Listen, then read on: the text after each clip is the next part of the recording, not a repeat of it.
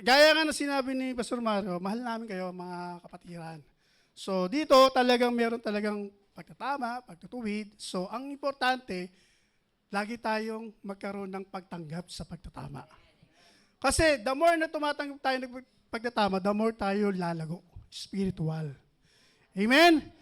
So ngayong umaga, dadako tayo sa aklat ng Romans 12:1 hanggang 2.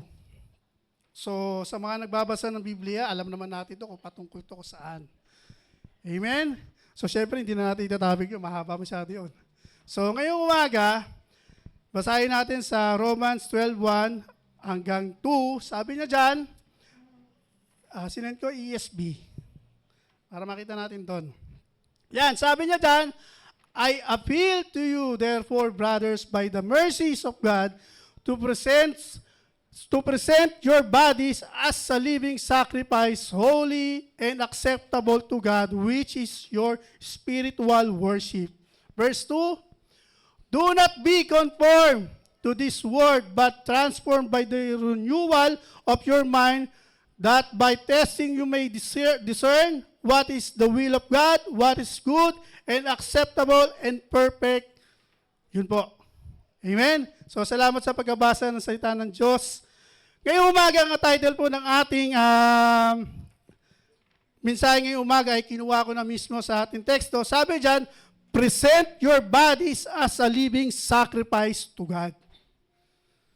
Amen? So, pag sinabi natin present, dapat iisa lang ang pamantayan natin. Ang pamantayan lamang ng Diyos. Amen? So ngayon, umaga, ano ba ibig sabihin ng living sacrifice? Pag sinabi natin a living sacrifice, to present our body to God, totally surrender. Yun po yung pagpresenta ng ating katawan sa Panginoon. Totally surrender. Ibig sabihin, ang ating sarili, ang ating pisikal, ang ating spiritual, higit sa lahat ng ating emosyonal. Kasi bakit? Kailangan natin manangan sa purpose at layunin ng Panginoon. Yun lang. Sa layunin lang ng Panginoon tayo manahan. Amen? So sabi pa dito, to present our body to God is to say, Lord, I am yours. Sinasabi ba natin sa Panginoon yun? Sa Panginoon po ba talaga tayo? Amen. Amen. Sa Panginoon po tayo. Amen. Ibig sabihin, a sacrifice to accomplish His purpose and bring honor to your most holy name. Pinipresenta natin yung ating buhay o ating katawan para lang sa kaluwalhatian ng Diyos. Amen? Sabi dito, offering ourselves as a slave of God. Di ba? Nabanggit niya na Pastor Mario kanina, di ba? Yung nakakulong. Amen? Baga, ganun yung pagkaka-identify. Nakakulong tayo sa biyaya at tabag at kapangyarihan ng Diyos. Yun po yung tinutukoy natin na present our body as a living sacrifice. Amen? Sabi pa dito, continual dedication, ongoing commitment to live God in every aspect of life, not just during religious services. Kasi ang pagpipresent po ng katawan sa Panginoon ay hindi lamang po isang beses, 2 beses, 3 beses, kundi sa buong araw-araw ng ating pamumuhay. Amen? Sabi niya dito, daily life, lifestyle, na kailangan magkaroon tayo ng freedom from selflessness. Kadalasan kasi kalaban natin, sarili natin.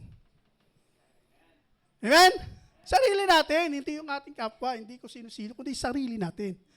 Kasi nung una, alam na natin yung pattern ng Diyos eh. Amen? Wala naman halos dito, lahat hindi bago eh. Di ba? Halos lahat dito nasa Bible study. Di ba?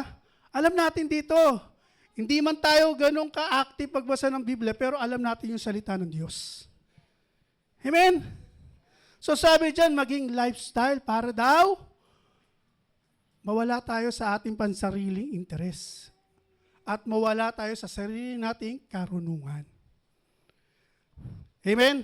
So, may 3 puntos lang po ako. Sabi dito, how to present your body as a living sacrifice to God.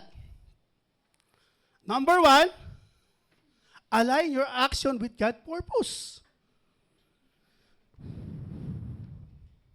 Sabi dyan, yung action natin, dapat, sabi dito, iayon ang iyong mga aksyon sa mga layunin ng Diyos. May illustrate natin sa simpleng bagay. Ang isang lalaki, isang babae. Di ba, pagka single ka, ang purpose mo, iaalay mo sa purpose ng isang binata, isang single. Tama po ba? Sa isang single, ang layunin natin. Pero pag nag-asawa ka, hindi mo na pwedeng iayon o i-align yung pagiging single sa layunin ng isang may asawa. Kasi bakit? Magkakaroon kayo ng problema. Diba? So, ibig sabihin, pag sinabi mong align, i-align mo na yung buhay mo bilang isang lalaking asawa sa layunin ng isang may asawa. So, ibig sabihin, mawawala sa iyo pagiging palabarkada, palalakwatsa, diba? Kundi, i-align mo na, may dapat kang unay. Pagkatapos sa trabaho, ang unay mo, asawa mo. Ibig sabihin, ang barkada mo, wala na. Kasi bakit? Sa mundo ngayon, number 1 ang barkada. Nakasira ng pamilya. Sa buhay mag-asawa, barkada. Kasi bakit? Kapag may problema ka sa asawa mo, kukwento mo agad sa barkada mo. Imbis na ang kakausapin mo agad muna, yung asawa mo. Amen? Naunawa natin? Amen? So, ibig sabihin, ialay mo yung sarili mo sa buhay o sa layunin ng mag-asawa. So, bilang mga lingkod, at sinasabi dyan ni Apostol Pablo, dahil sa bagat awa ng Panginoon kung bakit tayo nagkaroon ng kaligtasan. Sa pangalan ni Jesus na taga-Nazaret. So, ibig sabihin, sa pakipag-isa natin sa Panginoon, iaalay na natin lahat ng gagawin natin sa layunin ng Diyos. So, ano ba ibig sabihin ng align your action with God's purpose? Sabi dito, isinusuko na natin ang ating sariling kalooban at gawin ang mga bagay na nakakalugod sa Diyos. Amen? Kasi, kung mananahan pa rin tayo sa sarili nating karunungan, palpak lahat ng may bibigay natin sa Panginoon. Tandaan po natin yan, hindi po tayo pwede magmarunong sa Panginoon. Lahat po tayo dito, sabi ko nga kanina, we are the slave of God. Nasa ilalim na tayo. May isa pang may isa pang explanation yan. Inaalay natin yung ating mga sarili o yung ating action sa layunin ng Panginoon kasi ito'y pagpapasalamat sa biyaya na pinagkaloob sa atin ng Panginoon. Kasi bakit po? Kung di po napako si Jesus Christ, magkakaroon mo tayo ng kagalingan? Kung di ba tumagas ang dugo ni Jesus Christ sa kusang ba, magkakaroon ba tayo ng kagalingan sa ating mga kasalanan? So, inaalay natin yung ating sarili sa Panginoon kasi nagpapasalamat tayo sa kanyang lubos na pagmamalasakit, pagmamahal sa atin. So, may isa pa dito. Sabi dito, ito ay tungkol sa paghahanap sa sariling ambisyon, kundi sa pagtanggap at pagsunod sa layunin ng kanyang inilalaan sa ating buhay. Amen? Inaalay natin daw yung ating sarili, yung ating action. Align your action with God's purpose kasi nga, ang tanging layunin natin ay maparangalan ng Diyos. Amen? Sabi niya ba dito, kapag inaalay natin ng tunay ang ating sarili sa layunin ng Panginoon, mamumuhay na tayo sa isang buhay na hiwalay sa makabundong layunin. Alam mo naman natin ang layunin ng mundo, sobrang gulo. Sakim, makasarili. Amen? Ang sabi ng ating pamagat present your body as a living sacrifice. So meaning, handa tayo magsakripisyo para sa kaluwalhatian ng Diyos. Mahirap maglingkod, magtalaga ng buhay sa Panginoon. Pero para sa ating kaligtasan, bakit di natin gawin? Di ba nga sa mag-asawa nga kahit hindi kayo magkasundo, di ba? Tignan nyo ang mundo. Kapag walang patnubay ng Panginoon, di ba? Naghihiwalay sila, maririnig mo, hindi na namin mararamdaman yung pag-ibig sa isa't isa. So, it's better na maghiwalay na lang kami.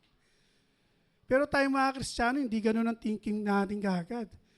Kasi bakit? Sabi ng Panginoon, ang dalawang pinag-isa, kamatayan lamang ang makapag-iwalay. Ngayon, kung tunay na, kung gusto natin i-present yung ating buhay sa Panginoon as a living sacrifice, ano man ang danasin natin, hindi tayo aalis o hindi natin i-disalign yung ating mga sarili sa layunin ng Panginoon. Kasi bakit po? Unang-unang layunin ng Panginoon, to preach the gospel. Pangalawa, maging ilaw at asin tayo sa mundong ito. Yun po yung mga purpose ng Panginoon. Ang layunin ng Panginoon ang dapat siyang mahayag. Ibig sabihin, inaalay natin yung ating buhay sa Panginoon, kusang loob na isinusuko natin ang sariling mga plano. Maraming mga Kristiyano ngayon, puro plano. Magpaplano, mag-a-abroad, magpaplano kung saan-saan, kikita ng malaki. Pero ang nakakalungkot, nag-abroad na. Sige na, given, nag-abroad. Ang masakit nito, nasa abroad, pero wala na yung presensya ng Lord. Hindi na naka-align sa purpose ng Panginoon. Hindi pa masama magpayaman. Hindi pa masama magangad ng professional, na maging professional tayo sa trabaho. Hindi pa masama. Pero siguraduhin muna natin. Huwag natin hayaan na hindi to mawala sa layunin ng Panginoon. Sabi nga na Proverbs, di ba, anong mapapala ng isang tao kung makamit na lahat ng bagay sa mundong ito kung mapapahamak naman ang kanyang sarili. Inaalay natin, alam nyo mo, sa trabaho natin, sa trabaho ko po, ay ako po isang utusan, pero salamat sa Panginoon, alam mo yung isang liaison officer, pag liaison officer, di ba, napaka-minimum lang ang sweldo. Pero sa habag at biyaya ng Panginoon, nahihigitan niya pa yung pagiging minimum. Amen? Pangalawa, hindi siya hadlang. Hindi siya hadlang sa bawat gawain ng Panginoon. Kasi pag yung puso mo sa trabaho, iaalay mo sa layunin ng Panginoon, hindi siya makikiat lang sa lahat ng nais ng Panginoon sa buhay natin. Lagi po natin tatandaan yan. Kasi marami, di ba, malaking nga sweldo, pero ang tanong, may panahon pa ba tayo sa Panginoon? Sabi ng Matthew, di ba? Unahin natin mapabilang sa kaharian ng Diyos. Di ba? So, inalay natin yung ating access sa Panginoon, kaya kasi nga, gusto natin mauna siya sa lahat ng bagay para sa atin. Kasi bakit? Ang Diyos ang nagpapahala sa atin eh. Di ba? Yung trabaho natin, yung ating mga employer, ang Diyos naman nagbigay sa atin yan, hindi naman ikaw pumili niyan eh. Hindi naman ikaw naghanap niyan eh. Kasi bakit? Kung kalooban ng Panginoon na matanggap ka, matatanggap ka. Pero kung hindi kalooban ng Panginoon na hindi ka matanggap, hindi ka matatanggap. Marami nga dito na hindi na nagtrabaho, nagnegosyo na lang. Kasi bakit? Para sa layunin ng Panginoon eh. As long na the more na inaalay natin yung mga gagawin natin, desisyon natin para sa Panginoon, we are presenting our bodies to God. Pag sinabi mo sacrifice, di ba? Napakasimple. Pag sinabi natin sacrifice, binabaliwala na natin yung ating mga sariling needs para lamang sa kaluwalhatian ng Diyos. Amen? Kasi, tandaan po natin, hindi lamang ang buhay natin dito sa mundo. Temporary lang tayo dito sa mundong ito. Amen? Ang tahanan natin nasa langit, kasama ng Panginoon. Kaya huwag kayo matakot pag nayayanig ang mundo. Amen? Huwag kayo matakot.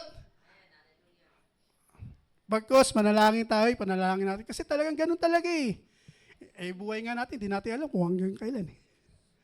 Di ba? So habang nabubuhay pa tayo, present na natin yung buhay natin sa Panginoon. At least, kung mamatay man tayo, wala man tayo sa mundong to, alam natin kung saan tayo tutungo. Amen? Hallelujah. So sabi pa dito, ano ba yung idea para talagang may align natin yung ating mga gagawin, plano, action sa layunin ng Panginoon. Sabi dito sa Galatians 2:20, ito yung kailangan natin gawin. I have been crucified with Christ. Second po, it's no longer I who live, but Christ who lives in me. Kailangan po natin tanggapin yan ng buong puso sa atin. Na namumuhay na tayo dito hindi para sa ating sarili, kundi namumuhay na tayo para sa ating Panginoon. Kasi kapag hindi po natin yung pinarasi sa puso natin, hindi po natin ma-align yung ating mga action sa layunin ng Panginoon. Ika nga, di ba? You need to deny ourselves. Amen? Kundi all about Jesus. Amen? Romans 6:14. For sin shall no longer for your master. Master pa ba natin ang kasalanan? Hindi na. Kasi bakit? Because you are now under the law, but under the grace of God. Amen? Palakpak sa Panginoon, nasa ilalim na tayo ng biyaya ng Panginoon. Amen? So ang tanging gagawin lang natin is align our action to God's purpose. Amen? So number 2, parang bilis transform your mind. Kailangan natin baguhin yung ating pag-iisip through Jesus Christ. Ang pag-transform po ng kaisipan ng isang tao ay patuloy po yung pinaprocess. Ang mundo po kasi ngayon, ang mindset nila, okay na to. Ganun din Pero tayong mga Kristiyano, patuloy nating itataas yung level ng ating isipan tungo sa Panginoon. Amen? So, kaya wag tayo magsasabi. Marami ako narinig sa mga Kristiyano na, Pastor, okay na ako dito. Ganito lang talaga binigay sa akin ng Panginoon. Hindi. Minsan tayo lang nagsasabi. Pastor, wala, hanggang prayer lang ako Hindi, Pastor, ito lang yung trabaho ko. Pastor, alam mo yung minsan tayo lang, ang totoo, tayo lang naman nagdi-discourage sa sarili natin Amen? So, ano ba sabi, di ba? Pag sinabi natin, transform your mind, sabi dito, hayaang magbago ang iyong isip, na binabago ang iyong pananaw upang mabatid ang perpektong kalooban ng Diyos para sa iyong buhay. Ibig sabihin po, kailangan po natin umalis sa ating lumang kaisipan. Yung makamundong kaisipan. Kasi ang mundong kaisipan ay sobrang corrupted na.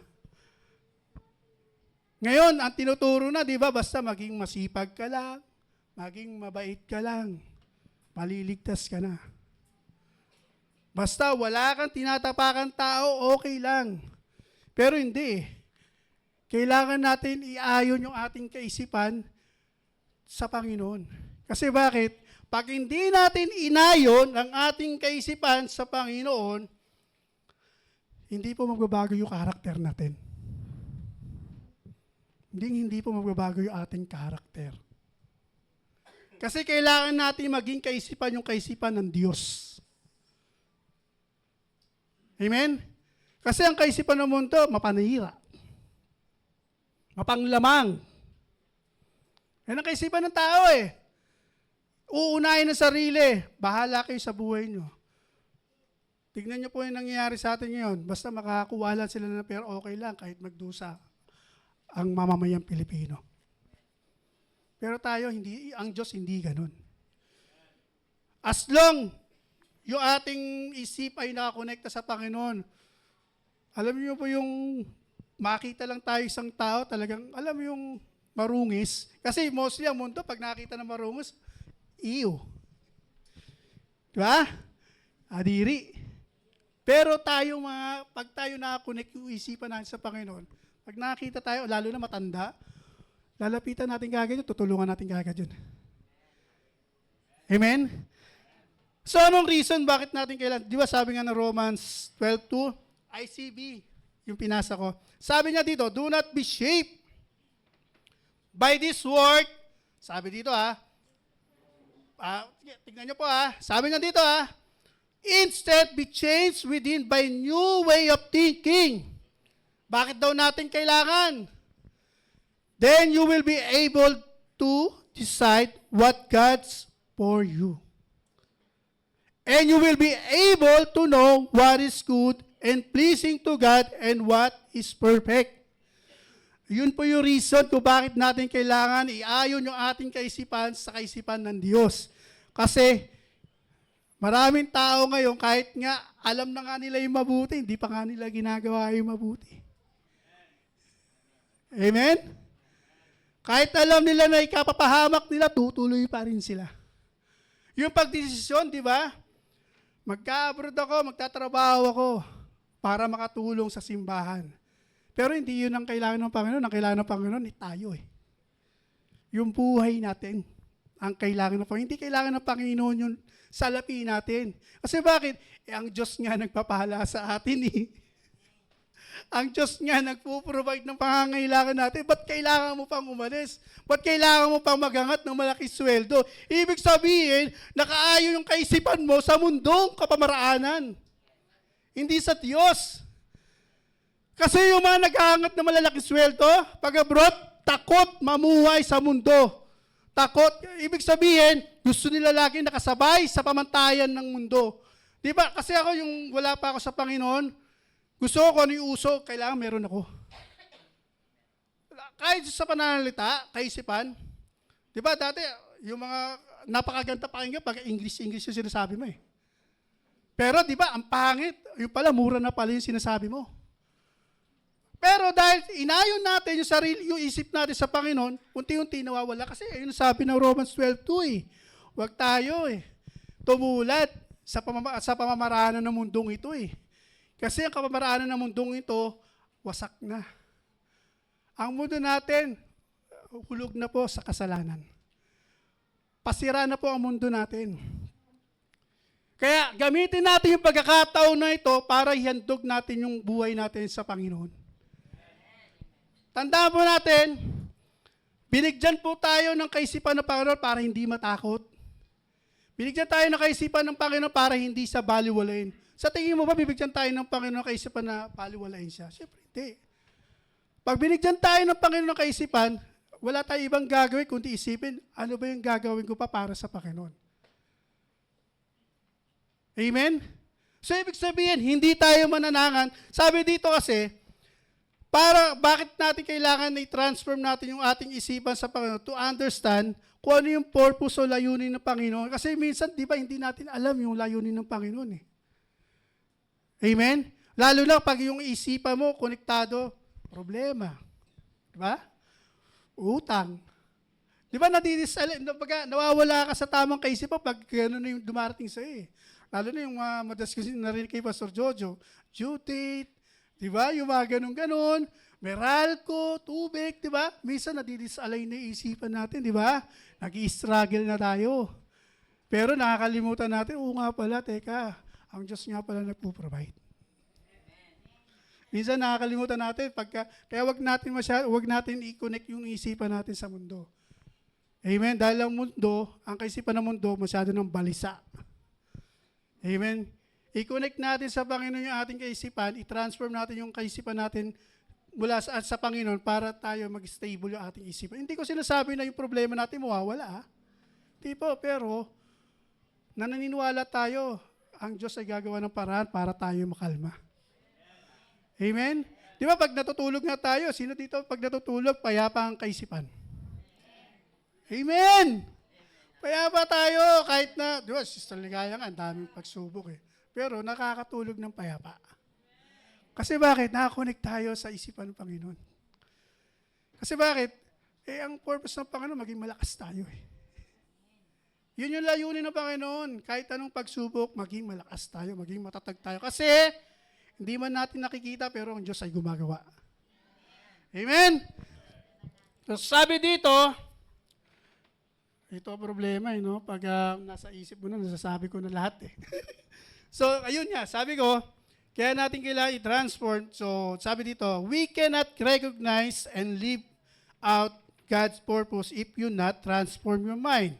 So, we can discern what is good and acceptable and perfect because our thinking is aligned with God.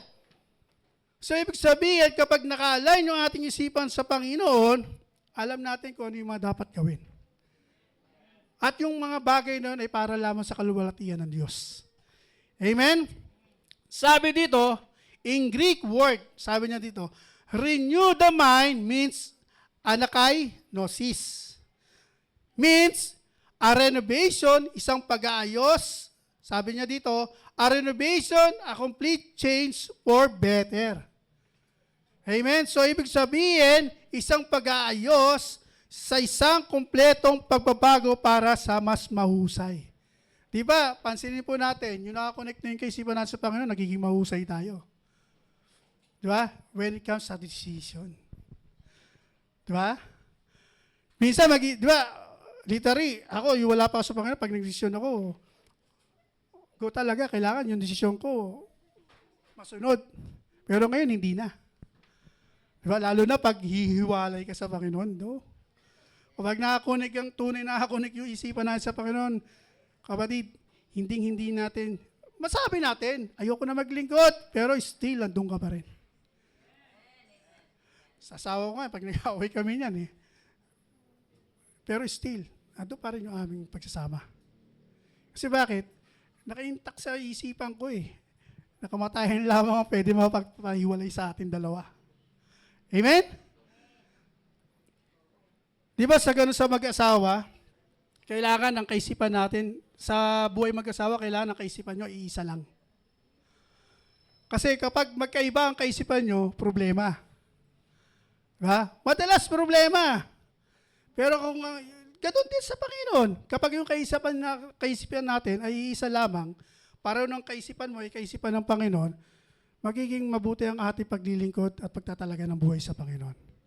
Kasi bakit? Kasi talagang hindi tayo gagawa, hindi natin sasadyain gumawa ng mga bagay na kaiinis ng Panginoon. Tandaan natin, ang Diyos po mapagpala, mapagbigay, pero ang Diyos po ay hukom. Huwag natin masyado i-literal yung word na si Jesus, ang Panginoon, ay mapagmahal, mapagpatawad. Pero tignan din natin yung kabilang side, ang Diyos po ay nagagalit din. Lalong-lalo na kapag matigas ang ulo natin. Amen? So sabi dito sa Romans 6:15, ngayon dahil wala na tayo sa ilalim ng kautusan, kundi nasa biyaya na ng Diyos. So siyempre, hindi na tayo mamumuhay sa ating kasalanan. Tandaan po natin, kasalanan din po ang makasarili. Kasalanan din po yung gumagawa ng, alam niyo yun, like for example, may binigay na like for example, sa buhay ko, may binigay ng Panginoon kung anong dapat kong gawin. So, minsan ang tao kasi, kahit Kristiyano, iniiba pa Huwag ganon. Huwag na nating ibahin. Like for example, sa pamumuhay natin, ibig sabihin, ang buhay mo, buhay may asawa na. So, huwag ka na bumalik sa pagbuhay pinata. Yun yung simpleng illustration. So, pag ang buhay mo ay namumuhay na may asawa na, huwag ka nang bumalik sa buhay binata. Kasi pag bumabalik ka sa buhay binata, magkakaproblema kayong mag-asawa. Amen? Lalo na barkada. Amen? Naranasan ko po yan, barkada.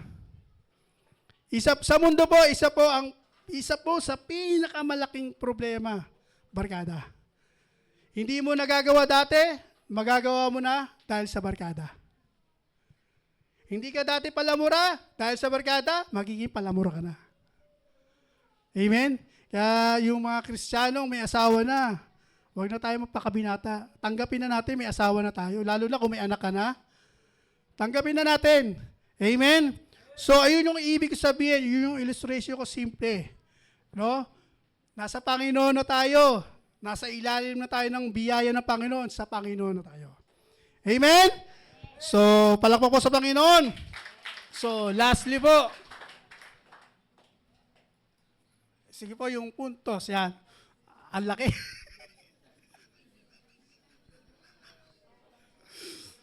Ikaw, Justin, kala ko, tinitipid mo ako Subdue your body.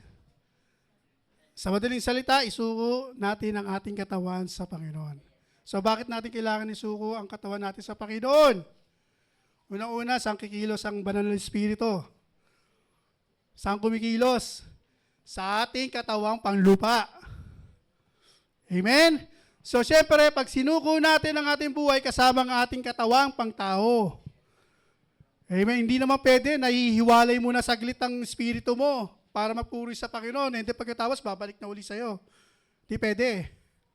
Kasi pag hiwalay na sa atin ang Espiritu natin, isa lang ibig sabihin yun. Nakakatakot yun. So, ibig sabihin, ganun po.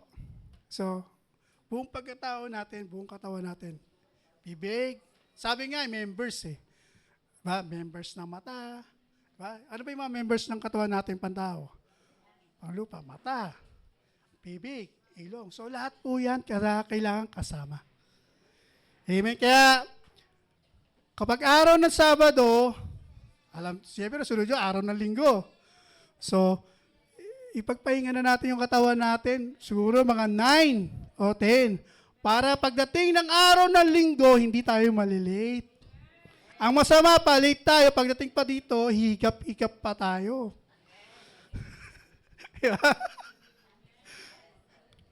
Kasi minsan, Pastor, okay lang, nandito naman ako eh. Pero minsan nakakalimutan natin ang Diyos ay kaayusan. Diba? Ang Diyos po ay kaayusan, hindi po pabara-bara. Kaya huwag tayo pabara-bara. Maging maayos tayo. Amen? I-present natin yung ating katawang panglupa ng kaaya-aya, kapuri-puri, hindi sa ating mga kapatid, kundi para sa Panginoon. Amen? Yung mga nagpupuyat dyan, sa mga kabataan lalo, no? Huwag na tayong puyat. Amen? So, ano ba yung meaning? Ano ba yung ibig sabihin ng isuko natin ang ating katawan sa Panginoon? Sabi dito, sabi ko nga dito, ang ating katawan ay isang instrumento para sa pagkilos ng ating kaluluwa at nagpapahayag ng kanyang sarili. So, yun nga, nasabi ko kanina na we cannot divide ourselves into separate parts. Diba sa mag-asawa, hindi naman pwede magdesisyon na magkaiba yan. Problema uli yan. Mira mo, hindi pwede na kung ano yung gusto ng asawa mong babae, ay yun yung gusto mong gawin. Kailangan, iisa, alam nyo pa, may nakausap ako. Share lang, papanong oras. Na ano ko lang, kamag-anak ko to. Nakapag-asawa siya ng Christian. Nakakalungkot yung sinabi niya na, Kuya, basta nakakalungkot, sabi niya na, wala kami pakailangan pagdating sa buhay namin spiritual.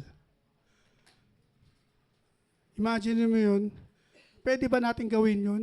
Hindi pwede. Kailangan iisa lang.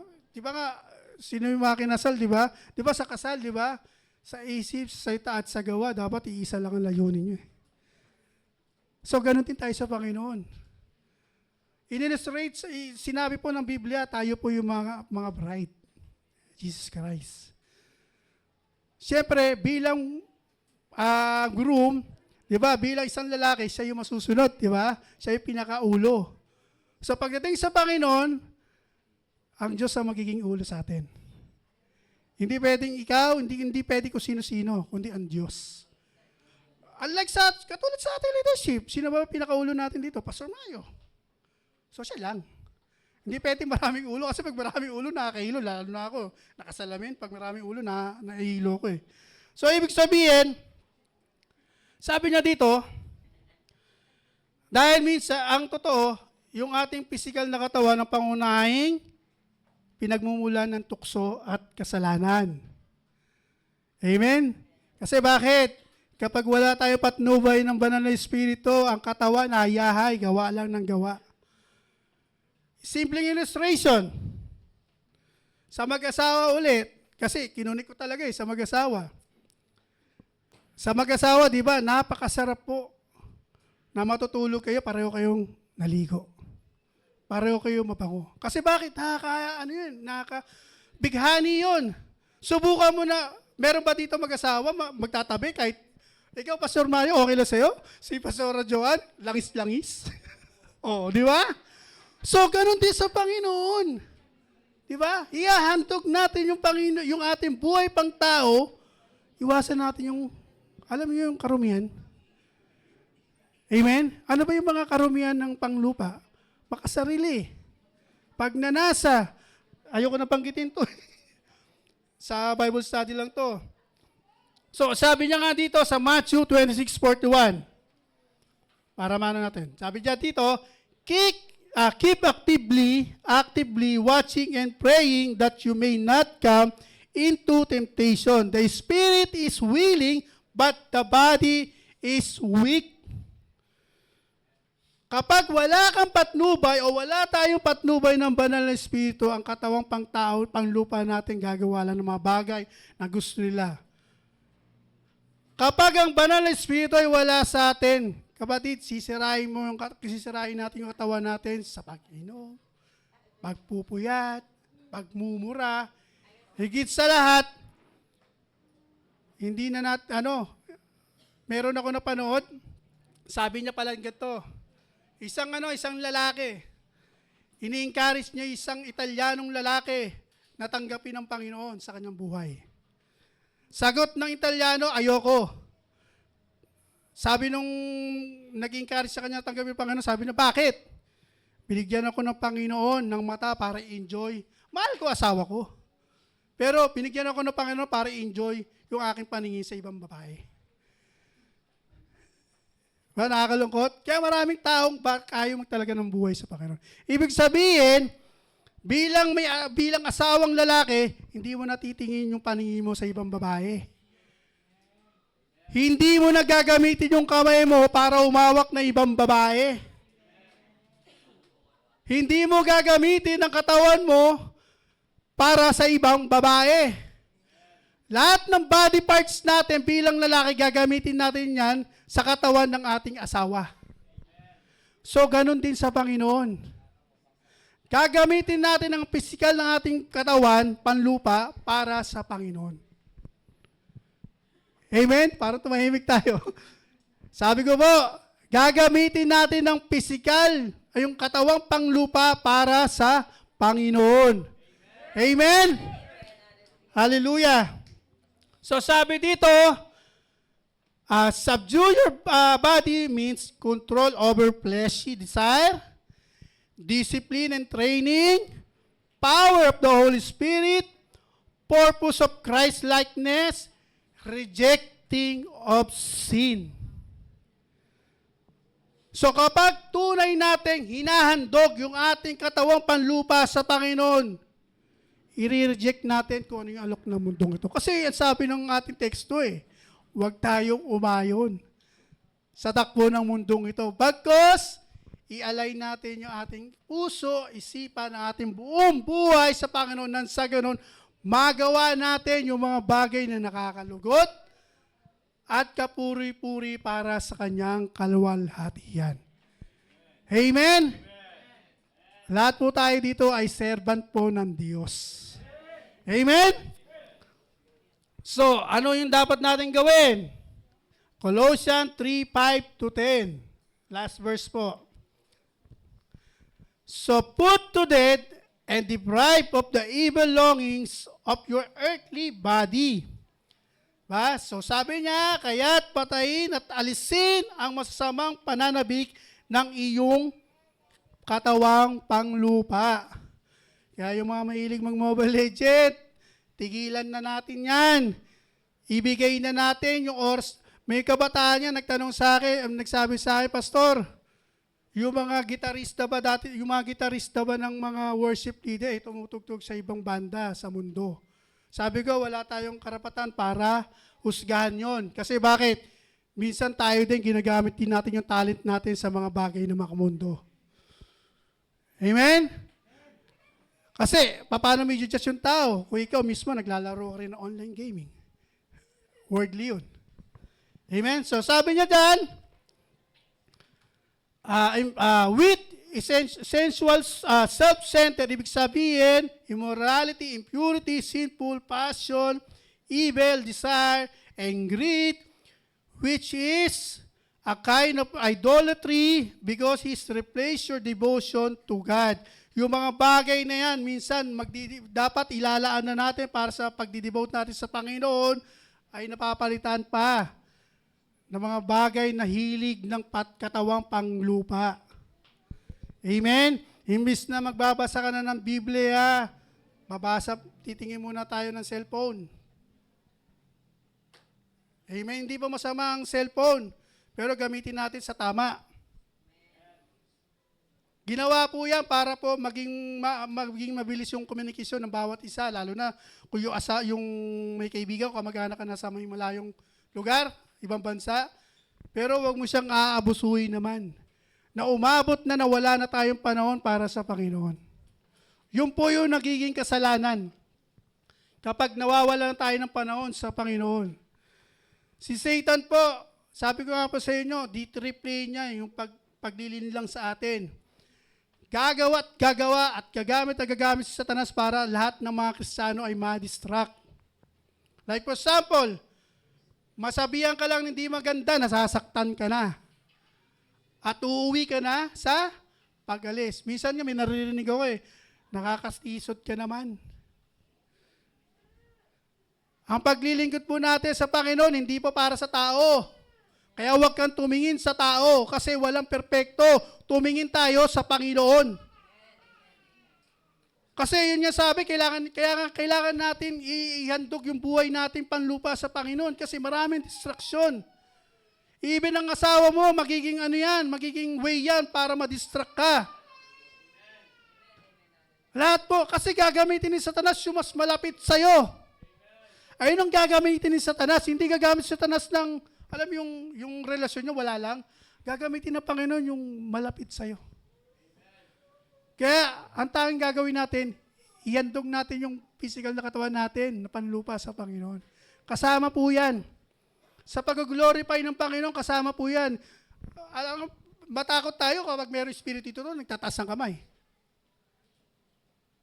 Amen. Which alam ko may espiritong umiikot dito. Espiritu ng Panginoon. Kasi yung physical body natin, ito yung ginagamit ng Panginoon to worship Him. To glorify Him. So sabi niya pa dito, sa last verse na ako sa 10. Sabi niya dito, and have put on the new spiritual self who is being continually renewed in true knowledge in the image of Him who created the new self. Sino ho ba nag-create ng panibagong spirito natin? O panibagong katawan natin? Si Jesus Christ po. Si Jesus Christ po ang nagligtas sa atin. Si Jesus Christ po ang umayos ng ating mga buhay.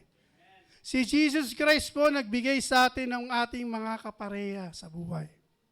Si Jesus Christ po nagbigay ng ating magagandang trabaho. Si Jesus Christ po nagbigay sa atin ng mga sasakyan, sariling bahay. Anong dahilan para hindi natin hihandog yung buhay natin sa Panginoon? Amen? Bakit po? Walang halaga po yung mga bagay na. Kasi bakit? Sa tingin mo ba natin, kung pagkalooban pa tayo ng Panginoon hininga, makikita pa ba natin yung mga bagay na yan? Amen? Tandaan po natin, ang buhay natin sa mundo ay may hangganan. Habang malakas pa tayo, habang bata pa tayo, hihandog na natin yung buhay natin sa Panginoon. Amen? Kaya nga tayo nagpupunta dito Kaya nga tayo nagagatin ng gato para sa Panginoon Amen? So, I encourage everyone, kung may mga nananangan pa rin sa sarili niyang karunungan, namumuhay pa rin sa patuloy na kasalanan, I encourage you, iwanan mo na kapatid. Ang dami na natin nakikita sa mundo. Diba? Nakikita naman natin kung gaano kagulo.